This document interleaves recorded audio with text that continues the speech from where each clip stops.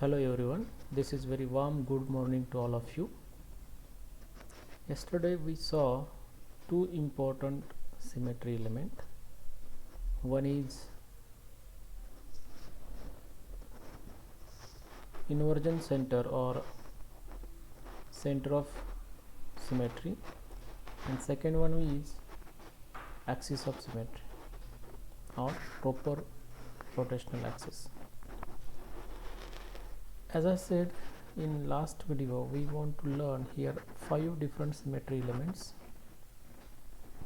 and all these 5 different symmetry elements are very useful to understand the molecular symmetry. So you should understand each and every symmetry elements. In a inversion centered, I told you that any molecule, if it is present a inversion center or center of symmetry, then that molecule having a center, from this center or a point, when you consider two coordinate sites, one is x, y, z coordinate, another is a minus x, minus y, minus z coordinate. If the same group is present in both the coordinate equidistance from the center, then that molecule possesses the inversion center. Let me take one example for a benzene. If you consider any carbon, two carbon in benzene which is 180 degree away from each other, they are lie equidistance from the center, and therefore that molecule has a center of symmetry. Second symmetry element is the axis of symmetry. As I told yesterday also, every molecule possesses a center of symmetry, axis of symmetry. Axis of symmetry, it may be an order like C1, C2, C3, where 1, 2, 3 is nothing but what? Order of symmetry. Therefore, center of axis of symmetry is denoted by Cn. If the molecule is rotated by a line through an angle theta, theta is what? Angle of rotation of that molecule, then that molecule you will get another configuration. So one or more configurations, if it is obtained or orientation is obtained, and you will get a original molecule, then that molecule possesses the axis of symmetry.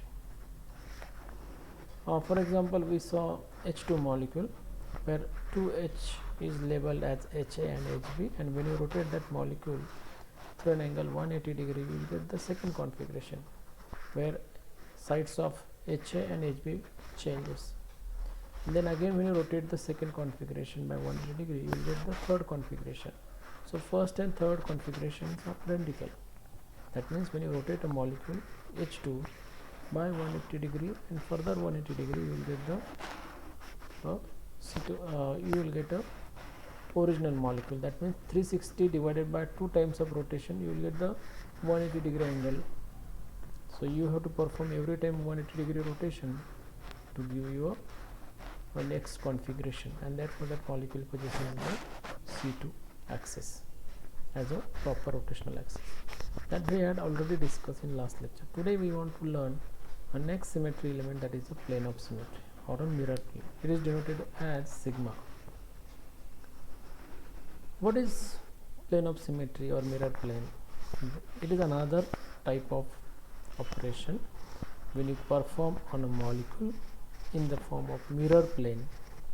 It is a imaginary plane which divides the molecule into two equal halves such that one half is exact mirror images of other. You take any example, or you can take simply our body. When you pass a plane, imaginary plane, between the center vertically in our body, and if you consider its two equal halves, then these two equal halves are mirror images of each other, then that molecule possesses the plane of symmetry or a mirror plane. Here reflection in the plane leaves the molecule looking same. That means when you pass an imaginary plane, that is nothing but what? A reflection. You get the original molecule. It looks like the original molecule. You can take any object. For example, I have this mobile, and when I pass a plane like this vertical, I will get two equal halves. So this molecule possesses, this mobile also possesses the plane of symmetry when we pass a plane like this way. In a symmetrical molecule, basically we have three types of plane of symmetries. What are that? That will be discussed. First plane of symmetry is a vertical plane. There are three planes present in a generally present in molecules. Not only that, all three planes present in the same molecule. Some molecule having one plane like vertical plane, some molecule having two plane, vertical as well as horizontal plane, or some molecule having all three plane also. So what is vertical plane? If a plane contains principal axis, or if a plane which is exactly parallel to principal axis, then that plane is called as a vertical plane. How? You can see here. In this water molecule, when I pass a axis like this in between two hydrogen and through oxygen, so this is called as a C2 axis. Now this become a principal axis. Now when I pass a plane exactly through this or exactly on this vertical on this C2 axis, or it is exactly parallel to C2 axis, then that plane is called as a vertical plane. Basically we can pass two vertical planes on a water molecule because this is a C2 axis, right? So one plane is passing through exactly lying on the C2 axis, and another plane is passing vertically over these two hydrogen atoms and oxygen atom. So this is shown here. So one plane is passing by this way, other plane is passing by this way. Okay, so dramatically this is shown here. So this type of planes are denoted as a vertical plane, sigma v. Everybody understood? A plane which is parallel to principal axis, or a plane which contain principal axis, is called vertical plane. Everybody understood? Now second plane is a horizontal plane. If a plane which is perpendicular to the principal rotational axis, then that plane is called as a horizontal plane. It is denoted as sigma h. For example, BCl3 molecule. As I said, BCl3 molecule is a planar molecule. Okay, so all three chlorine atoms are 180 degree away from each other, right? So in this particular type of molecule, you can see here, let's say when you pass a axis, this is a planar molecule. So like one chlorine is here, other will be there, other will be here. So you have to pass the axis through boron, right? When you pass the axis through boron, and when you rotate that molecule by 120 degree, you have to rotate three times of every time you have to rotate this molecule by 120 degrees, so you will get a different configuration. So after each 120 rotation you will get a different configuration. So this molecule possesses the C3 axis. Let's say this is a C3 axis. Okay, now in this C3 axis, actually there are three vertical planes. One is passing through BCl bond and then that C3 axis, other is passing from this BCl3 bond and C3 axis, and other is passing from this BCl3 bond and a C3 axis. But as I said, all three chlorines are present in one plane, and that plane is exactly perpendicular to C3 axis. So let's say this is a C3 axis, vertical, this is a C3 axis, and the plane which is passes exactly perpendicular to that C3 axis called as a horizontal plane. Okay, such a horizontal plane is also present in another example, that is glyoxylol. So in this glyoxylol you can see that, let's say this is a C2 axis, when you or you can consider this is a C2 axis. So in this C2 axis, as I said, all these four group, 2 oxygen and 2 hydrogen, they are present in one plane. So they are present in one plane, and one C2 axis is perpendicular to glyoxal. So that's why this molecule possesses the horizontal plane. Okay, everybody understood that? Now third type of plane is a dihedral plane. What is dihedral plane? That will be discussed here. If the plane is parallel to principal axis but bisect the angle between two C2 axes, it is called as a dihedral plane. So what is the requirement of a molecule which possesses dihedral plane? So there should be a two C2 axes. So every time when an angle which is formed between two C2 axes, that must be bisected by a dihedral plane. If a plane which is parallel to principal axis, like a vertical plane, okay, but that plane must bisect the angle which is formed between two C2 axes, it is called as diagonal plane or a dihedral plane also. So you can see this alene system, CH2 double bond C double bond CH2. So this is a C2 axis, right? This is one more C2 axis, this is one more C2 axis. Now angle which is, let's say I will take these two C2 axis, this is one C2 axis and this is another C2 axis. So these two C2 axes are diagonal to each other, they are 90 degree away from each other. So the angle which is formed here, that angle is bisected by a one plane called as a dihedral plane. So that dihedral plane which bisect the angle which is formed between the two C2 axes. Everybody understood that? So that such a molecule possesses the dihedral plane. I will show you another examples.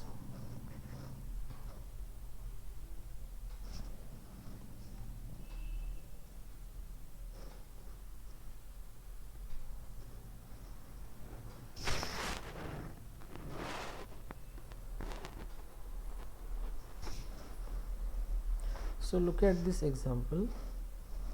Here this is a benzene molecule. As we know that benzene is a planar molecule.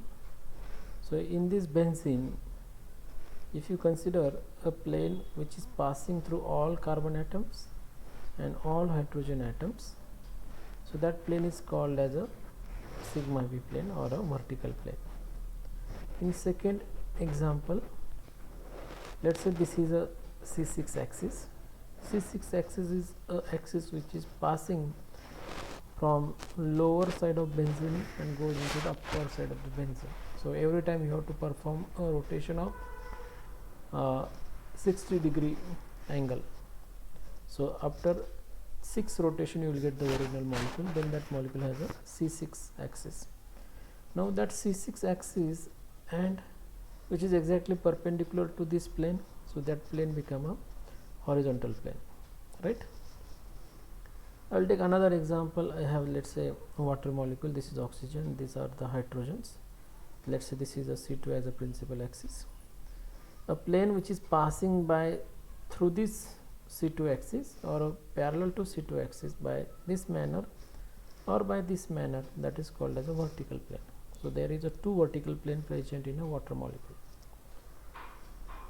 Another example is alene system which contain a dihedral plane. Let's say here, as I said, this is a three-dimensional structure. This is carbon CH2, carbon CH2.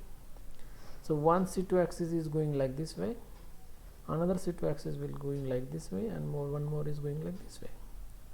Now if you take any two C2 axis and the angle formed between two C2 axes, that is bisect by this plane. You can see here, let's say this is one C2 axis and this is another C2 axis. So when I pass a plane by this way, so that plane become a dihedral plane.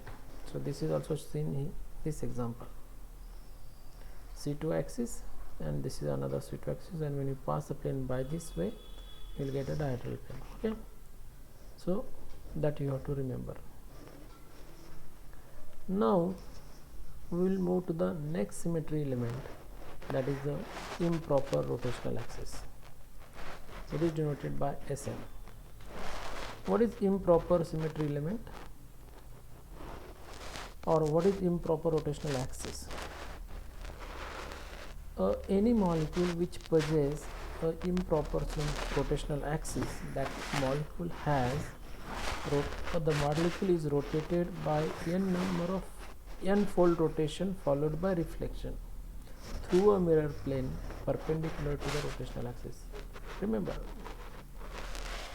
if here in this type of symmetry element you have to perform two symmetry operations, one followed by other.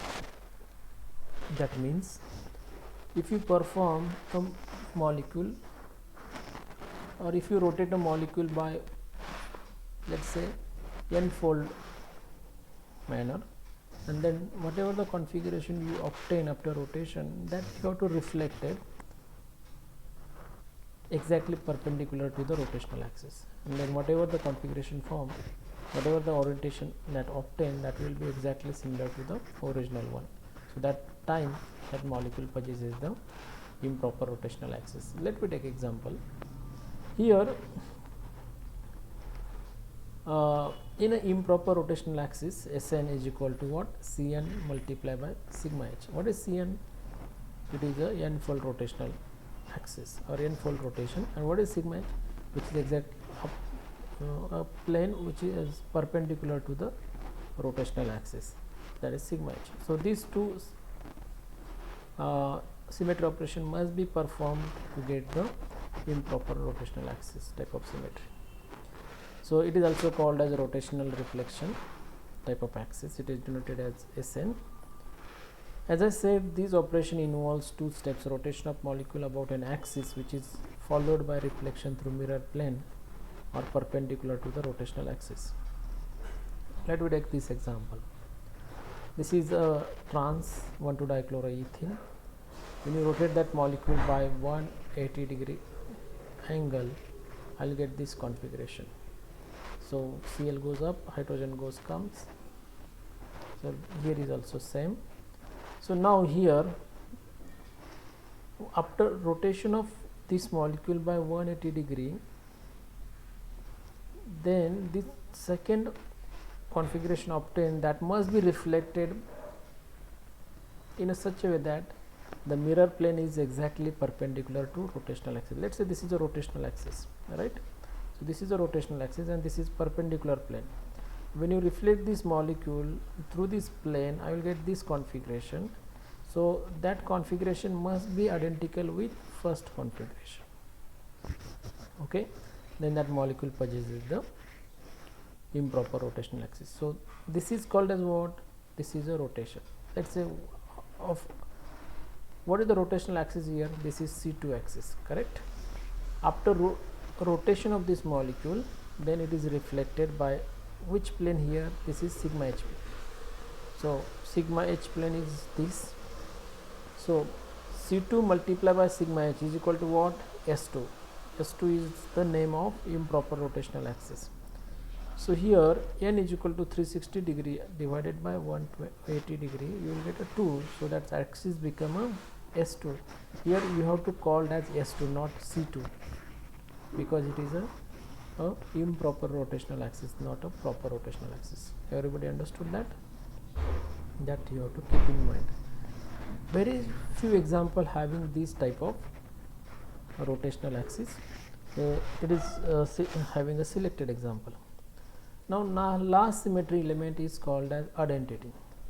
Identity, that is the one symmetry element which is present in every molecule. What is identity symmetry element? Identity is present, as I said, it is present in every symmetry molecule, in every kind of molecule, whether it is a symmetric molecule or whether it is a asymmetric molecule. I have taken here a asymmetric molecule. When you rotate that asymmetric molecule by an angle 0 degree or by an angle 360 degree, that means there is a C1 type of rotation, I'll get the original molecule. That means if you see in first diagram as well as in second diagram, what is their change? There is nothing but change. So that's why this identity symmetry element is called as doing nothing operation. It is called as a doing nothing operations, or it is also called as no change. The symmetry element identity is obtained by an operation called as identity operation. After doing the operation, molecule remains same or no change is found in the molecule, original molecule, then that molecule is called as doing nothing, then that operation is called as doing nothing operation. So every molecule possesses this kind of operation. The several operations are expected to produce the configuration identical to the original configuration. Therefore, C2 is equal to E or Sn is equal to E. So always remember that until and unless you will not get the identical original molecule by performing rotations, you have to expect different types of operations as well as operations. So this is for identity. So we'll stop here for today's lecture. This is next time we will discuss another important point, that is called as a point group. And what is that point group, how it is calculated, that will be studied in the next lectures. Okay, so we will now stop here.